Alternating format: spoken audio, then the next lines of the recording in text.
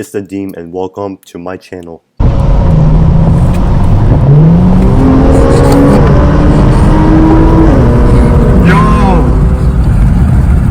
Alright, so as you guys read the title, of course, we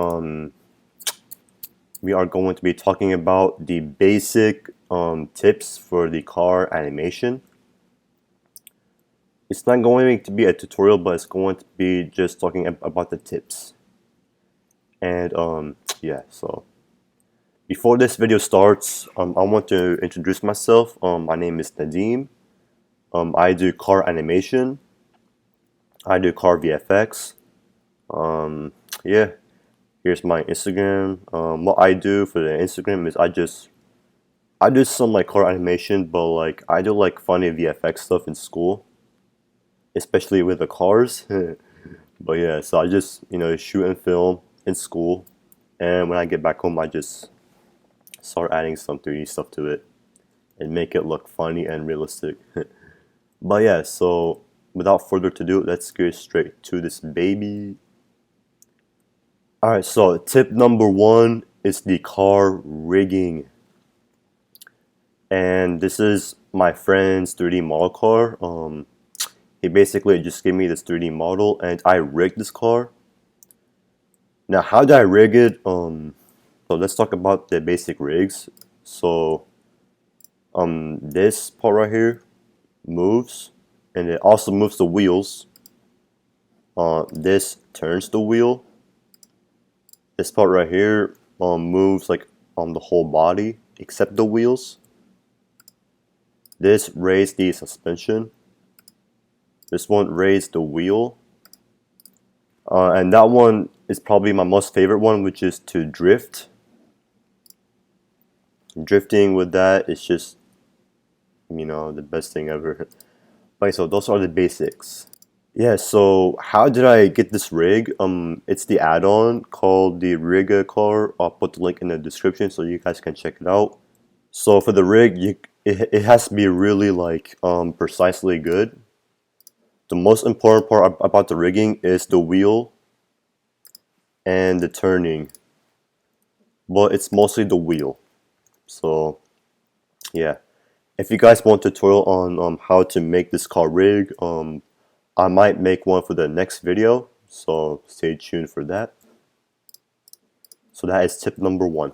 Tip number 2 is the HDRI. So HDRI is basically like a 360 what do you call it? Like a 360 photo that captures the light, and it's not just the light, but it's also good for the background. Yeah. So HDRIs are super important because it's mostly just the light and the background. So you guys can play with this this HDRI. You guys can like just use location, rotate a little bit, like that. You guys can see the difference. But yeah, it's mostly just catching the light, which makes it look super realistic. Tip number 3, that is the render settings. Now, render settings is super important. Now, I made this thumbnail. Yep, that thumbnail, let me bring it up on the computer. There it is. So I made this thumbnail, and for me, it does look real. To me, it looks like a masterpiece. I don't know about you guys, but to me it does. But I added the depth of field, and yeah. Now for the render settings, now this is super important because when you're making the animation of the car, let's just say that you want to render in a cloudy time. Now the HDRI is cloudy. There's no sun, it's just cloudy. I mean, there is sun, but it's covering with the clouds, obviously. When you're rendering in cloudy time, for me, I put the render at 50%. Not 50%. When you're rendering a cloudy, I put the render at 50. because there's not like much noise because it's like cloudy, you know.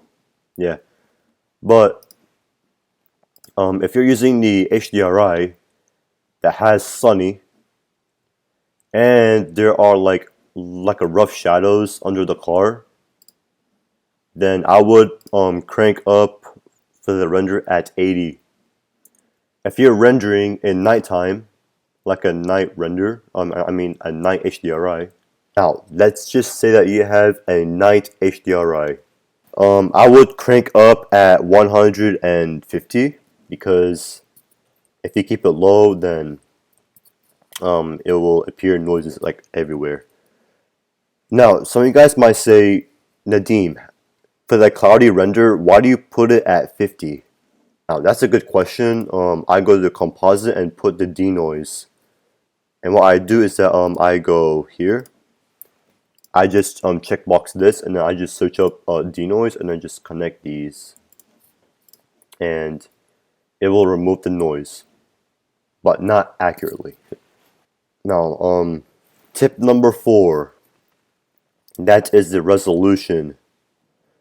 Now, most car animations, I would say the most professional ones, they do not use 1080p. They use 900.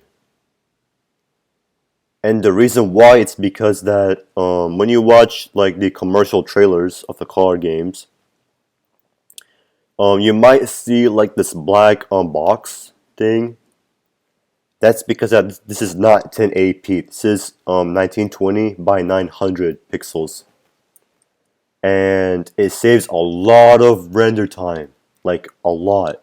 So if you're making the car animation, I would highly recommend to put this at 900 pixels.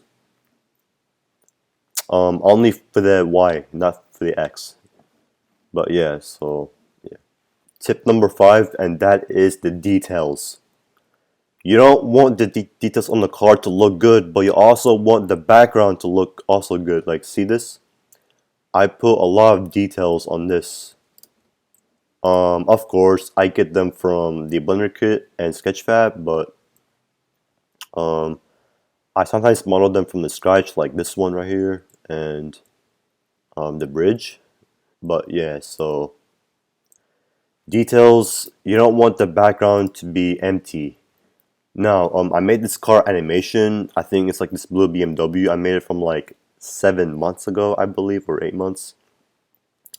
Everything looks good, but there is one thing that is super off, and that is like it's just empty. Like the floor is completely flat. But yeah, so when you get that, just put like trees, buildings, just make everything that just stands out to be natural. Yeah, so those are the basics. Now I might do the car animation tutorial. Like a simple professional car animation. So stay tuned for that, and I think that's pretty much it. Yeah, see you then.